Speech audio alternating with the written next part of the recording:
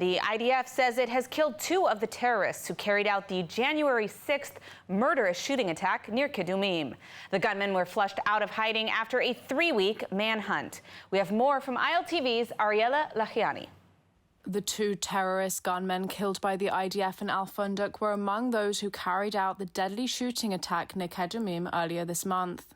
Hamas claimed credit for the attack and confirmed that Qutaiba al-Salabi and Mohammed Nazal carried out the shooting murders of Elad Winkelstein, Rachel Cohen and Eliza Rice. According to the IDF, the gunmen were affiliated with Islamic Jihad and not Hamas. The Shin Bet and members of the IDF Duvdevan unit shot and killed the 2 gunmen following a so-called pressure cooker tactic, involving hours of escalating volumes of fire to force out terrorists barricaded inside a building in Al-Funduq near Jenin. 1 soldier was wounded in the exchange, and the army arrested several suspects who aided the gunmen. The incident came amid the ongoing anti-terror operations in Jenin, dubbed Operation Iron Wall. Well, President Trump's Middle East envoy Steve Witkoff will travel to Gaza to observe the implementation of the ceasefire agreement between Israel and Hamas. Witkoff's comments to Fox News were the first public confirmation by the new Trump administration that it was to see that the ceasefire for hostages deal continues until all of the 94 captives are returned home. More from ILTV's Steve Leibowitz.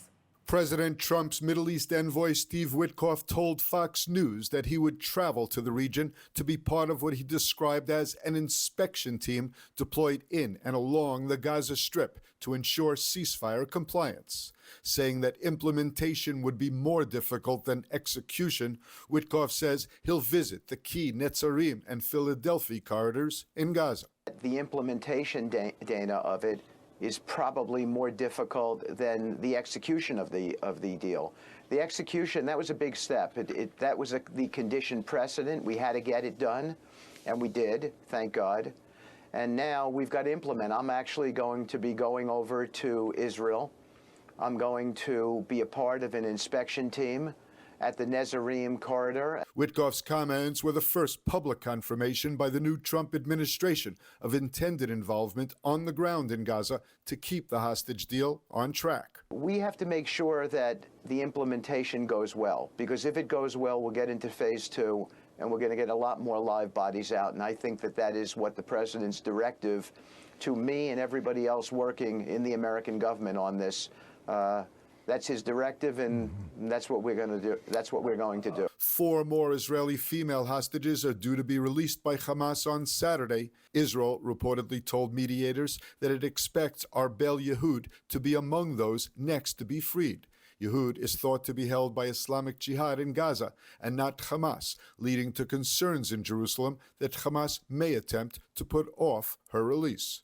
Under the agreement, Hamas is required to provide the names of the 4 female hostages to be freed by tomorrow, a day before their scheduled release. Yehud is one of the 7 female hostages from the list of 33 included in the first phase of the hostage ceasefire deal. Meanwhile, serious breaches of the ceasefire were reported. IDF troops deployed in Gaza faced several threats and opened fire. In one incident, 2 gunmen were killed. Only 3 days are left in the 60-day ceasefire between Israel and Hezbollah in Lebanon. Israel is signaling that the job in South Lebanon has yet to be completed. More from ILTV's Devo Klein. The clock is ticking down on the IDF's deadline to pull back to the international border by the end of the U.S.-brokered 60-day ceasefire, due to end on Sunday. The army is indicating that there will likely be a delay, with some Hezbollah infrastructure still in place and with the Lebanese army struggling to fully deploy in southern Lebanon. Israel told mediators that additional time will be needed to complete its objectives. Thousands of IDF troops remain stationed along the border, from Rosh HaNikra in the west to Mount Dov in the Golan and inside South Lebanese villages. The army is working tirelessly to uncover and destroy weapons and infrastructure while on high alert against terrorist gunmen. Foreign Minister Gideon Sa'ar told a visiting UN envoy on Lebanon that Israel is committed to upholding the agreement as long as its security is maintained. According to the agreement, by January 26th, IDF troops will be out of Lebanon, with the Lebanese army and UNIFIL forces tasked with ensuring no Hezbollah presence south of the Litani River. Well, as tensions in the region persist, joining us to discuss the situation, as well as the prospects for a better reality in the coming years, is Colonel Miri Eisen, a senior fellow at the International Institute for Counterterrorism. Colonel Eisen, welcome to the show. To start, we're in the early days of a new U.S. administration and one seemingly very committed to resolving some of these issues in the Middle East. We've already seen the ceasefire efforts in Gaza. But how likely is it that Trump will oversee a successful phase 2 or 3 of this hostage deal?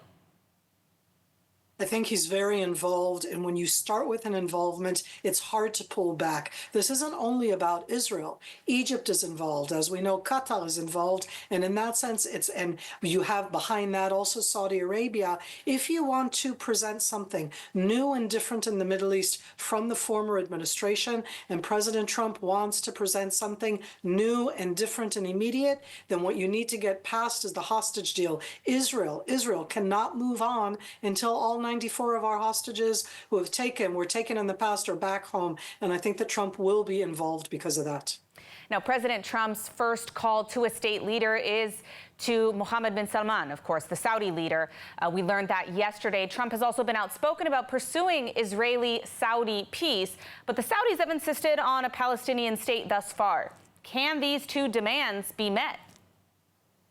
We always have the rhetoric, what people say, and then there's the actual reality. The Abraham Accords are something that were already done. They're already here with us. We have full diplomatic ties with the Emirates, with Bahrain, challenging, but still have with Morocco. So the fact that Saudi Arabia now says as a condition, that's words. I'm not sure that's a condition. For example, it could be about a commitment in the future for a better future for the Palestinians. Emily, I think we're all going to agree that we want a better future for the Palestinians. That's good for all sides. I don't think that the Sauds of all of the countries are in any way interested to have a country that would be ruled by Hamas. Hamas, Muslim Brotherhood are just as much as a threat for the Sauds as they are for us. Now, when it comes to Iran, President Trump will be implementing a slew of measures, including sanctions against the regime. And we already see the regime suddenly making urgent efforts for negotiations over their nuclear program. What can we expect to see from Trump in the coming months when it comes to dealing with Iran? And do you think that will impact Israel? The only subject I really have no idea where this administration is going to is on Iran. Iran has built over the last few years, not just during the war itself, a stronger relationship with Russia, a stronger relationship with China and with North Korea. Now, President Trump has also made very separate statements about Russia, China, and North Korea. We don't tend here to see that connection, but Iran certainly does. So I don't know where the president will go. Is Iran going to be the weak link, the place where they're going to be willing to take so that they can do things with Russia, with China, with North Korea? I don't know. I do think that no matter what we're looking at, the president is committed, I do believe this, in Iran not achieving nuclear capabilities. But I'm not sure what the path is to be able to stop that will be his. Well, one of the actions that we saw Trump take yesterday was that executive order to redesignate the Houthis as a terrorist organization. We'll have a story on more on that later. But I wanted to ask you, what is the impact? Why is it important that these nations designate some of these organizations, be it the IRGC or the Houthis in Yemen? Why is it important to designate these organizations as terror groups? We're in a world right now where Israel is the one being stigmatized and delegitimized. We really need to get back on track. And I so support not just the fact of the Houthis, but other aspects. President Trump is supposed to be redesignating Hamas and Hamas supporters in the United States of America as something that needs to be outlawed.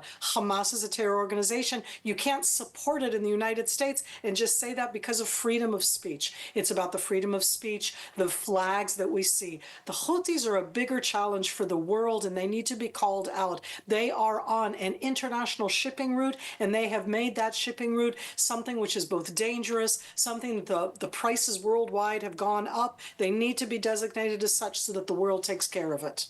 All right, well, we are out of time, but I want to thank you, Colonel Miri Eisen, for joining us as always. Thank you so much. Well, Reverend Paula White, President Trump's top faith advisor, spoke at the Israel Allies Caucus kickoff event in Washington, D.C. about the power of faith and diplomacy. Let's see what she had to say about it in the next chapter of Faith-Based Leadership in America. Reverend Paula White has been reappointed to serve as U.S. President Donald Trump's lead faith advisor, overseeing a portfolio that manages all matters of faith in the White House. On Tuesday night, she delivered a keynote address at the Israel Allies Caucus kickoff event held in the Capitol. There is such great hope because God is moving. We saw that. I tell people when you watch mainstream media, as President Trump says, fake news, and you actually see, you're on the ground. We had thousands of pastors that we went to throughout this country. I went with my husband on tour to Pennsylvania 3 times, Wisconsin. We were all over, grassroots. And you see there is a return and a hunger for God. God is moving in America, and he is not done with America, and that's exciting. During Trump's first term, White built the National Faith Advisory Board, which grew to include more than 60,000 members, representing people of faith across the country. Under her leadership, 10,000 faith leaders passed through the White House in just 4 years, not only to attend events or celebrations, but to sit at the table and help the president and his advisors craft policy. Those faith leaders were instrumental in several historic achievements, including moving the U.S. Embassy from Tel Aviv to Jerusalem and recognizing the Golan Heights as sovereign Israeli territory. Now, White told ILTV that the next 4 years under President Trump's leadership promise even greater impact. And as he continues to say, not only the golden era of America, which it is, but it's going to impact the world. We see that with the hostages. We see that the moment he won as president-elect, now president, already before he'd even taken that oath, how much transition and change he began to bring. So it's only going to be good things, great things from here on out. Well, the Islamic Republic of Iran and its proxies are bracing for the actions of now President Trump, who already has taken decisive action on a number of issues that impact the region. Since the election, the Islamic regime has been busy pushing for negotiations, and even their proxy in Yemen, the Houthis, seem to be modifying some of their actions. Let's take a closer look.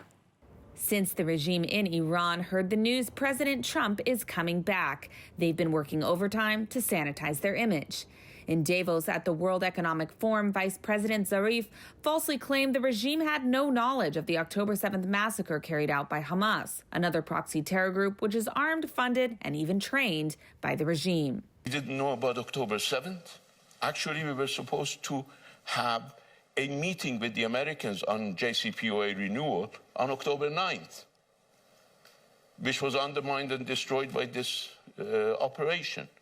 Zarif also expressed hope that Trump would be more realistic, referring to the withdrawal from the Iran deal. I hope that this time around, a Trump 2 will be more serious, more focused, more realistic. The regime is expected to receive Trump's maximum pressure 2.0 campaign of sanctions and additional measures against the activities of the regime. One of those measures was implemented Wednesday when President Trump signed an executive order to redesignate the Houthis as a terror group in the United States. The proxy terror group was removed from the list by the Biden administration, despite ongoing campaigns of terrorism in the Red Sea against international vessels, including the hijacking of the Galaxy Leader in November 2023, an international cargo ship in the name of supporting Gaza. No Israelis or Jews were involved with the Galaxy Leader. Despite that, the Houthis have held 25 crew members hostage for over a year until their release this week. The Trump administration is expected to implement more policies in the coming days, cracking down on the terrorist activities of the Islamic regime in Iran. Well, today we're joined by Eli Klein, Chief Development Officer of Adi Negev Nahalat Iran, a JNF USA-supported rehabilitation village in Israel's Negev region. Now, this innovative facility serves individuals with severe disabilities, supports wounded soldiers, and, of course, addresses PTSD, exemplifying the transformative impact of the American-Israeli partnership through JNF USA. Eli, I want to thank you for joining us here in studio today. I'd love to start by hearing from you how JNF USA's support has helped transform Adi Negev to, from a disability-focused facility into a comprehensive rehabilitation facility. Of course. So, Adi Negev Nahalat Iran was founded by Major General Reserve Doron Almog What he shared with JNF USA is a focus on vision, not just projects, but vision, working towards a goal. His vision always was not just to have a place for his son, Iran, that's the name, but also for anyone who is living with or touched by disability. The magic of working with JNF USA is the focus on turning it not just into a world-class, one-of-a-kind rehabilitation village. We have a safari petting zoo, a therapeutic horse farm, an organic farm, a sports therapy complex, a hydrotherapy complex, every resource for rehabilitation under the sun, but also focusing on the individual, not allowing that to get lost. Whether it is, again, as you said, a child with severe disabilities or a soldier who was just hurt in Gaza, the individual is never lost while we're still making sure that this inclusive vision is constantly being pushed forward. So we have the perfect marriage of both individualized care and inclusion. Now, obviously, since October 7th in particular, you're working with an increasing number of wounded soldiers, whether physically or with PTSD. Can you tell me a little bit about the innovative solutions that you guys have found to dealing with some of these issues and the rising issues? Absolutely. So at Adi Negev, Nachalat, Iran, we have the Keli Rehabilitation Medical Center. That's the first and only rehabilitation hospital in Israel South. We provide inpatient and outpatient care. Since the beginning of the war, we have had dozens and dozens of heroic civilians and IDF soldiers. Every one of them, again, an individual dealing with all different kinds of issues, physical, PTSD, you name it. Several different things I can talk about. One is gamification. PT, OT, physical and occupational therapy can be very boring, but we turn it into games, gamification, using low-tech and high-tech, different kinds of games and technologies. We're making sure that they never get bored. They always want to do it. While working towards a high score, they're also getting themselves back up on the horse. They're moving forward. Beyond that, we also have amazing technology, things that you might not see in other places, things like an anti-gravity treadmill. We have so many soldiers who are hurt. They can't walk. Their PT's working with them. They come in, these young, brash soldiers, they want to get back out there and make it clear to them that they can't start post a very serious surgery. They can't start walking on a treadmill right after surgery. They'll hurt themselves. But with this anti-gravity treadmill, which actually displaces up to 80% of their weight, this big bubble, it allows them to, for their emotional needs, their physical needs, move forward. And finally, one thing I'll mention that is unique to us at the Keli Rehabilitation Medical Center at Adi Negev is IDF-level workouts. Every last one of these soldiers, whether they're saying they want to get back to their families or get back to mom's cooking, whatever it is, they also tell us they also want to get back to the IDF, to be on the front lines, to be able to be with their units again. The only way to get there, however, is to make sure that in addition to the individualized therapies that we offer them, we're also making sure that they're getting the IDF level training to be healthy enough to get right back in there with their units in the front lines. Absolutely. Well, unfortunately, we are out of time. I feel like we have to make a visit down there to check out all these amazing facilities in the near future.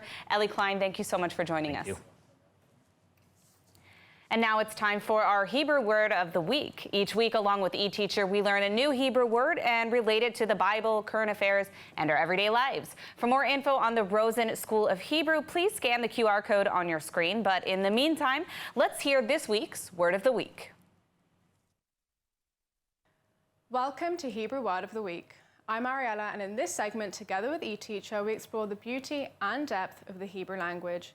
Each week, we learn a new Hebrew word or phrase and discover how it's used in the Bible, current events, and everyday life. Today's Hebrew word is atzmaut, which means independence. In Hebrew, atzmaut symbolizes freedom, self-reliance, and the ability to shape one's own destiny. It's a powerful word deeply tied to the history and identity of the State of Israel. The modern use of atzmaut became especially significant with the declaration of Israel's independence in 1948. A monumental moment marked by the establishment of a sovereign Jewish state after nearly 2,000 years of exile. In everyday Hebrew, atzmaut is not only about national freedom, but also about personal independence, being able to stand on one's own, make decisions, and live with purpose. Here are some examples of how the word atzmaut is used in a sentence. Hayeledim lomdim lihiyot atzmaim kshehem gdelim. Children learn independence as they grow. Yom ha'atzmaut hu yom chag le'Israel. Independence Day is a celebration for Israel.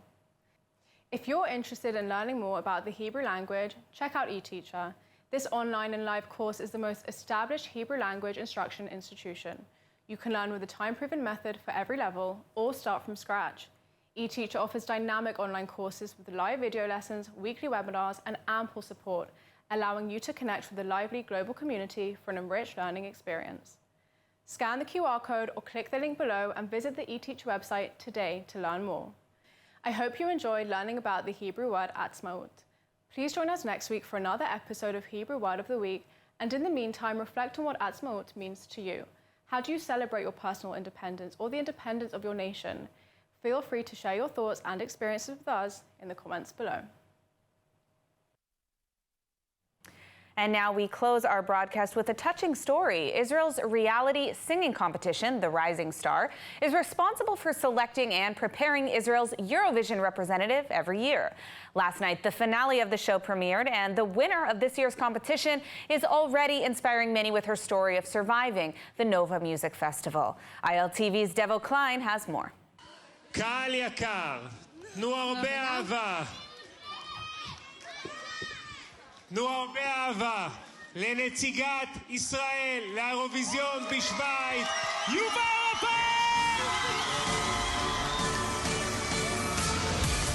Last night, Israel crowned its Rising Star winner, or in Hebrew, Kochav Haba, Nova Music Festival survivor, Yuval Rafael.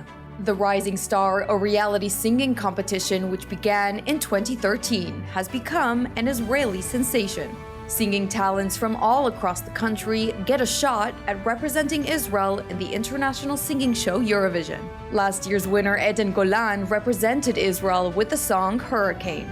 Already from her first audition for the show, winner Yuval Rafael shared her experience from October 7th. Rafael gave her testimony on the show and in Israel's parliament, where she described the harrowing details of her survival. Sitting in a bomb shelter for over 8 hours, Rafael shared that she used the body of a victim who had died from multiple gunshot wounds to protect herself, as waves of Hamas terrorists in trucks came back to the shelter to fire. בנובה, הייתי במיגונית על הכביש 232 בין בארי לרעים, כשלא מפסיקים להגיע מחבלים, הלוך חזור, הלוך חזור, הלוך חזור, וכל פעם נכנסים לתוך המיגונית ומרססים עוד אנשים, ואז רימונים. המיגונית שאת היית בה?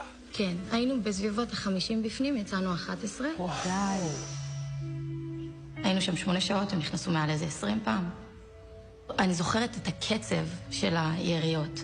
זה היה כאילו טם, טם, טם, טם, טם, טם, טם, טם, טם, טם, טם, טם, טם, ככה במשך איזה דקה, 2, לא יודעת. ונשארתם לשכב מתחת לגופות כדי שיחשבו שגם אתם מתים באיזשהו שלב? כן. Yuval Rafael embodies the Israeli spirit, unwilling to let the darkest day of her life define the rest of it.